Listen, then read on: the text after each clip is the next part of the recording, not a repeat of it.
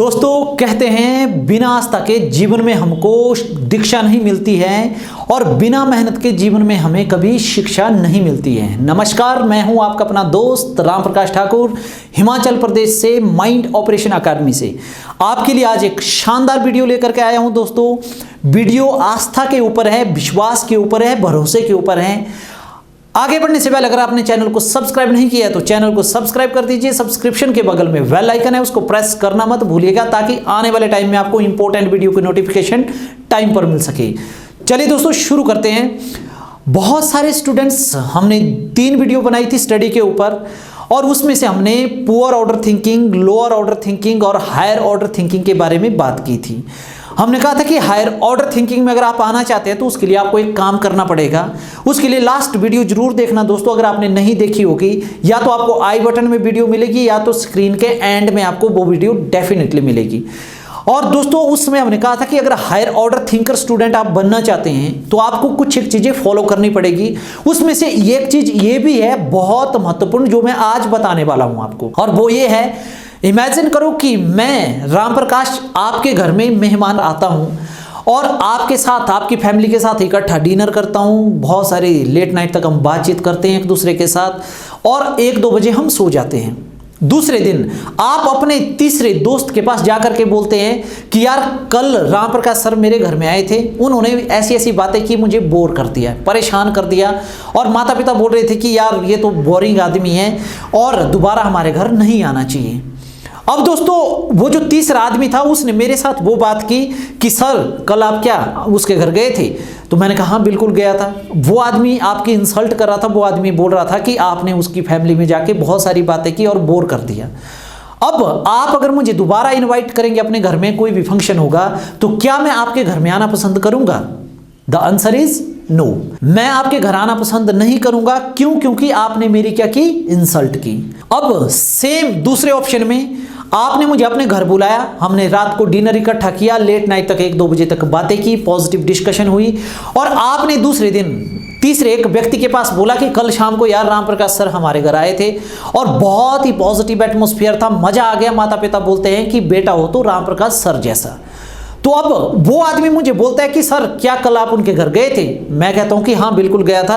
वो कहता है कि सर वो व्यक्ति बोल रहा था, आपकी एप्रिसिएशन कर रहा था, प्रेज कर रहा था कि आप बहुत अच्छे इंसान हैं, हमारे घर में आके पॉजिटिव एटमॉस्फेयर बनाया, माता पिता बोल रहे थे कि बेटा हो तो राम प्रकाश सर की तरह हो। अब दूसरी बार अगर आप मुझे अपने घर में बुलाने की कोशिश करेंगे तो क्या मैं आपके घर में आना पसंद करूंगा?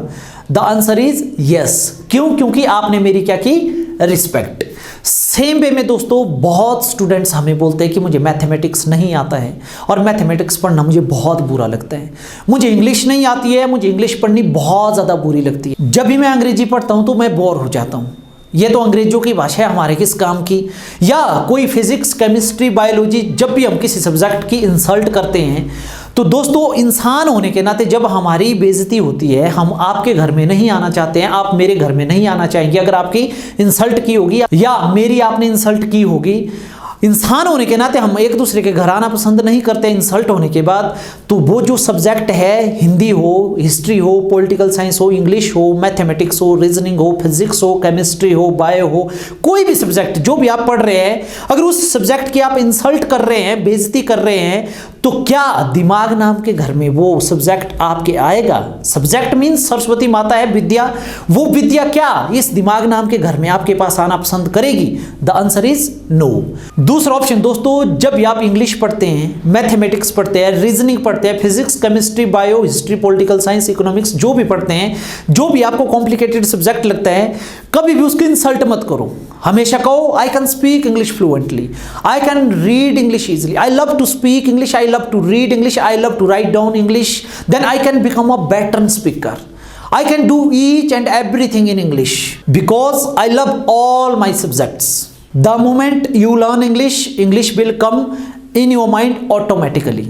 दोस्तों बात क्या होती है कि जब भी हम किसी सब्जेक्ट की इज्जत करेंगे, आपको मैथ्स नहीं आता है तो आपने उसकी इज्जत करनी है, उसको इज्जत देनी है। और जब आप इज्जत देंगे किसी पर्टिकुलर सब्जेक्ट को, आप सब्जेक्ट को इज्जत नहीं दे रहे हैं, सरस्वती माता को इज्जत दे रहे हैं। और जब हम किसी की रिस्पेक्ट करते हैं तो क्या इस दिमाग नाम के घर में वो सब्जेक्ट आना पसंद करेगा? द आंसर इज यस, करेगा। ये जो चीज है दोस्तों प्रैक्टिकली भी एकेडमी में करवाते हैं, ऑफलाइन जब भी आप आएंगे कि इज्जत कैसे करनी है, रिस्पेक्ट कैसे करनी है, सेल्फ इनर इमेज को हमने ठीक कैसे करना है, 21 दिन तक इस सिस्टम को आपने फॉलो करना है। हम कुछ एक अफर्मेशन आपको बताएंगे कि जो भी सब्जेक्ट आपको कॉम्प्लिकेटेड लगता है कि उसके प्रति आपने पॉजिटिव बोलना है, अफर्मेशन देनी है, कुछ एक मेडिटेशन टेक्निक्स है वो करने हैं। और आफ्टर 21 डेज दोस्तों वो सब्जेक्ट आपको पढ़ना बहुत आसान लगेगा। आप कहेंगे कि ये तो मेरा फेवरेट सब्जेक्ट है और ये तो बहुत ईजी लैंग्वेज है, ये तो बहुत इजी कैलकुलेशन है, ये तो बहुत अच्छा सब्जेक्ट है। जो भी आप मैथ्स पढ़ रहे हो, चाहे आप इंग्लिश पढ़ रहे हो या एनी अदर सब्जेक्ट पढ़ रहे हो, तो दोस्तों अगर आप हायर ऑर्डर थिंकिंग में आना चाहते हैं, एक्सपर्ट स्टूडेंट बनना चाहते हैं, मास्टर स्टूडेंट बनना चाहते हैं, तो आज से अभी से रिस्पेक्ट योर ऑल सब्जेक्ट, सभी सब्जेक्ट का रिस्पेक्ट करना है। सेम आदमी के ऊपर भी ये करते हैं। अगर हम किसी आदमी की इंसल्ट करते हैं तो बदले में आपको भी इंसल्ट मिलेगी। अगर हम किसी आदमी को ह्यूमिलेट करते हैं बदले में आपको भी ह्यूमिलेशन मिलेगा। अगर किसी के ऊपर हम जेलसी करते हैं बदले में आपको भी जेलसी मिलेगी। अगर आप उसकी इज्जत करेंगे, इंसान की इज्जत नहीं कर रहे हैं, आप भगवान की इज्जत कर रहे हैं, हम सभी उसी भगवान के अंश है। हर उस व्यक्ति की रिस्पेक्ट कीजिए, आपको दोस्तों ऑटोमेटिकली रिस्पेक्ट मिलेगी। मतलब गिव रिस्पेक्ट टेक रिस्पेक्ट, जिसकी जैसी इज्जत करोगे वैसी आपको इज्जत मिलेगी। अगर वो आदमी नहीं करेगा तो यूनिवर्सल पावर है, 10 टाइम्स ज्यादा वो आपको कहीं ना कहीं दूसरे आदमी से मिलेगी। इसलिए अपनी पर्सनैलिटी को पॉजिटिव रखने के लिए आज से हमें किसी की बुराई नहीं करनी है, किताबों की, सब्जेक्ट्स की।